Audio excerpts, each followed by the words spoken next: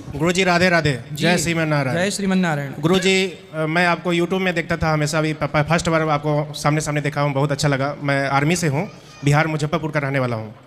और मेरे परिवार फादर मदर सिस्टर दिसंबर महीना में आए थे, जो आपके दर्शन किए और दर्शन किए। सुबह शाम पूजा पाठ करते हैं, गौरी गोपाल का पूजा पाठ होता है।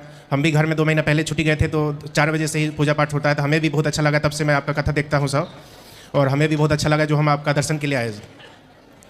गुरुजी हमारे लाइफ में बहुत समस्या चल रहा है। हमारी पत्नी है, 2 बच्चे हैं, 10 साल की एक लड़की है खुशी कुमारी, एक ज्ञान कुमार है 7 साल का। पत्नी है, शादी का 11 साल हो गया, लेकिन 1.5 साल से हमारी पत्नी को बच्चे को मिलने का मौका नहीं मिलता है। बच्चे का बहुत याद आता है, लेकिन तो आपकी पत्नी आपसे अलग रहती है क्या? हमारी पत्नी अलग रह रही है, अपने मम्मी पापा के साथ रहती है। क्यों क्यों?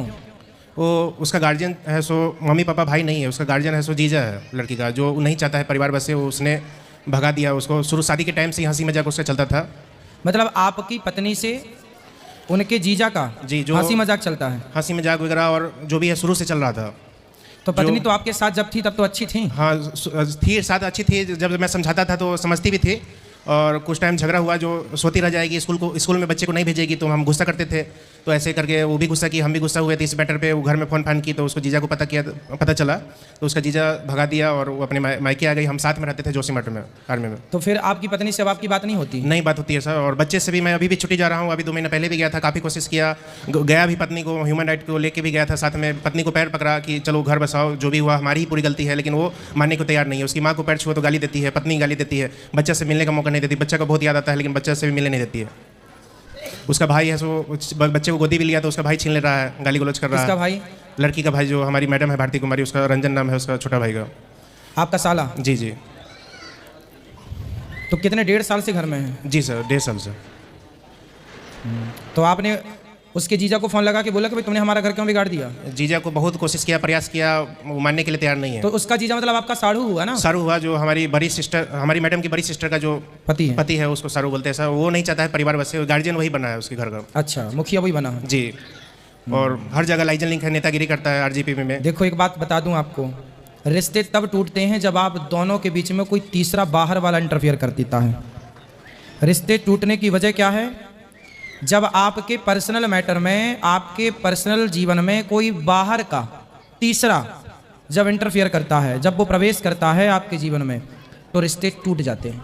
इसलिए आप सबसे मेरी प्रार्थना है कि अपने रिश्तों को, पति पत्नी के रिश्तों को इतना मजबूत बनाओ, भाई भाई के रिश्ते को इतना मजबूत रखो कि बाहर किसी तीसरे को प्रवेश ना मिले, क्योंकि तीसरा केवल आपके जीवन में केवल जहर घोलने का काम करेगा। अब देखिए, जरा सा मौका मिल गया मंथरा को, तो एक रात में उसने विष घोल दिया। एक रात में, एक रात भी पूरा नहीं मिली उसको, मतलब 2-3 घंटे में ही उस मंथरा ने कैकेयी के जीवन में जहर घोल दिया। इसलिए कैकेयी और दशरथ जी दोनों मिलकर बात कर लेते तो क्या ये आग लगती वनवास की? लेकिन मंथरा की बात में कैकेयी आ गई और दशरथ जी पांव पकड़ रहे, जैसे ये बोले ना कि मैं अपनी पत्नी के पांव पकड़ रहा था, ऐसी दशरथ जी भी पांव पकड़ के बोले थे, कैकेयी मैं तेरे पांव पकड़ता हूं, मैं तेरे पांव छूता हूं, मैं भरत को राजा तो बना दूंगा, पर राम को यदि तुमने वनवास भेजा तो मैं मर जाऊंगा। कैकेयी बोली मर जाओ, पर मैं राम को वनवास भेजूंगी। मतलब देखिए उस 2-3 घंटे में क्या जहर घोल दिया उस महिला ने। मायने रखती हैं बातें कि आपके रिश्तों में तीसरा कौन है, कौन आपके जीवन में इंटरफियर कर रहा है, कौन विष घोल रहा है, मायने रखती हैं बातें। इसलिए हमारे शास्त्र सब चीज़ें सचेत करते हैं। अब देखो, इनका घर टूट गया इनके साढ़ू की वजह से।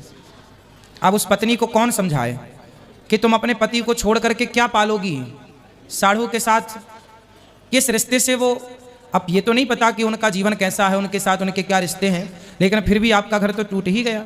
इसलिए मैं आपसे बस बार बार यही कहूँगा कि आप अपनी पत्नी से बात करने की कोशिश कीजिए, किसी और से बात करने से कोई फायदा नहीं। पत्नी से बात करने बाकी लोग तो चाहते ही हैं कि आपका घर ना बसे, और वो कामयाब भी हो गए इस बात पर। गुरुजी पत्नी से मिलने के लिए अभी भी मैं जाऊंगा, उसका पैर तक छूंगा। मैं चाहता हूं कि परिवार ना टूटे, बच्चा का लाइफ खराब हो जाएगा इसमें। उसका सारू, हमारा जो सारू है, वो जमीन और संपत्ति का लोभ देता है कि आधा संपत्ति और पैसा आधा पेमेंट। तो आपके पास कोई संपत्ति नहीं है, कोई काम धाम नहीं था? संपत्ति वगैरह सब है सर, लेकिन अभी जब वो अपने घर में रह रही है तो उसका सारू बोल रहा है, जीजा बोल रहा है लड़की का, कि मैं संपत्ति पैसा दिला दूंगा और वो वहीं रहे अपने मम्मी पापा के साथ, और खुद अपने टाइम पास कर रहा है। वो टाइम पास कर रहा है मतलब अपने चक्कर में लगा है। मतलब आपकी पत्नी का आपके साढ़ू से चक्कर है? जी जी। आप ये कहना चाहते हैं? जी, हमारा बात वो सुनती नहीं है ना बात करती है। वो 12 बजे रात में भी तो फिर आपकी जो पत्नी की बड़ी बहन है, वो कुछ नहीं बोलती, वो सुनते किसी का नहीं सुनता है, वो ना अपना पापा का सुनता है ना अपनी पत्नी का सुनता है। तो वो आप उनसे ही बात करो कि भाई तुम्हारा पति हमारी पत्नी के चक्कर में क्यों है। उसका पापा मम्मी भी उसको भगवान मान लिया है, उसको जीजा को, क्योंकि वो लोकल का रहने वाला है, वहीं रहता है और हर काम वो मदद करता है, तो उसको भगवान मान लिया है और उसी का साथ देता है। शुरू से उसका हर काम में सपोर्ट करता है वो। हम आर्मी में ड्यूटी में रहते हैं, बाहर रहते हैं। अच्छा, आप आर्मी में हैं? जी जी। तो आप ड्यूटी में बाहर थे? मैं तो साथ में रखा था, जो वहाँ से भगा दिया था वो लड़की का जीजा जो। तो आप आर्मी में हो यार, इतने बढ़िया दो चार जमा नहीं सकते थे जब ऐसा किया आपके साथ? ये चीज़ गुरुजी सही नहीं है ना। पत्नी नहीं, अपना पत्नी को नहीं, पत्नी को नहीं, पत्नी को जमाने के नहीं बोल रहे हैं, जी जी। साड़ू को। शाहरुख को वो नेतागिरी करता है, थोड़ा लाइजन लिंक है उसका, जो थोड़ा काम बसने नहीं दे रहा है। फादर भी हमारा कंप्लेंट करो, फिर पुलिस कंप्लेंट करो कि हमारी पत्नी के साथ। पुलिस में भी सब मिले जुले हैं थोड़ा। मैं अभी से पहले 2 महीना पहले गया था, शाहरुख को भी मिलने जुलने 2-3 आदमी 4 आदमी से, तो कंप्लेंट डाल दिया थाना में। तो थोड़ा मिला जुला है। आरजीपी में नेतागिरी करता है वो, गुड्डू चौधरी नाम है उसका। तो फिर देखो, पुलिस कंप्लेंट से भी काम नहीं बना, मतलब कोई भी हालत में काम बनने नहीं दे रहा है वो। फिर आपने क्या निर्णय लिया? हम चाहते हैं सर कि जो भी डिसीजन है उसका, जो जीजा कर रहा है उसमें 4-5 साल जवानी का मजा लेगा और कुछ नहीं है। बच्चे की लाइफ खराब हो जाएगी उसमें। हम चाहते हैं दोनों बच्चा हमें मिल जाए, और अभी भी हम चाहते हैं कि वो ठीक ठाक से आ जाए, हम रखने के लिए तैयार है। लेकिन जो भी गलती काम की है, जो भी की है अभी तक, हम चाहते हैं परिवार बच जाए, क्योंकि बच्चे के 2 बच्चे हैं सर। 10 साल का एक लड़की है, 7 साल का लड़का है।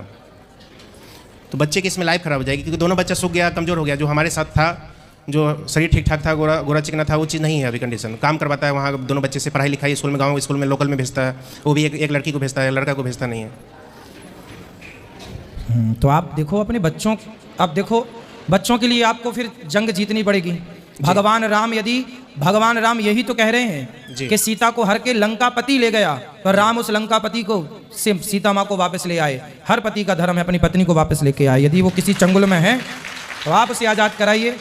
मैं पूरा कोशिश में लगा हूँ, लेकिन कोशिश नहीं, अब तो कोशिश कर ली जी। सरकारी आप भाई धरना प्रदर्शन दे दो कि भाई हमारी पत्नी को इसने हड़प लिया, जी कुछ करो। सरकार क्यों, पुलिस क्यों नहीं सुनेगी, तो आप धरने पे बैठो। बोले भाई मैं अब केवल पत्नी के पास ही रहना चाहता हूँ, बच्चों का भविष्य नहीं। जैसे माने सामने वाला वैसे, साम दाम दंड भेद। भाई परिवार लाओ, नहीं तो वो आपके बच्चों को नौकर बना के भविष्य तो बर्बाद करेगा। भाई दूसरा आदमी, अब देखो ये जो एक होती है चोरी, एक होती है जारी, ये होती है जारी। मतलब स्त्री, देखो कई बार पुरुष बिगड़ जाता है पराई औरत के चक्कर में, और यहाँ तो स्त्री बिगड़ी पड़ी है पराई मर्द के चक्कर में।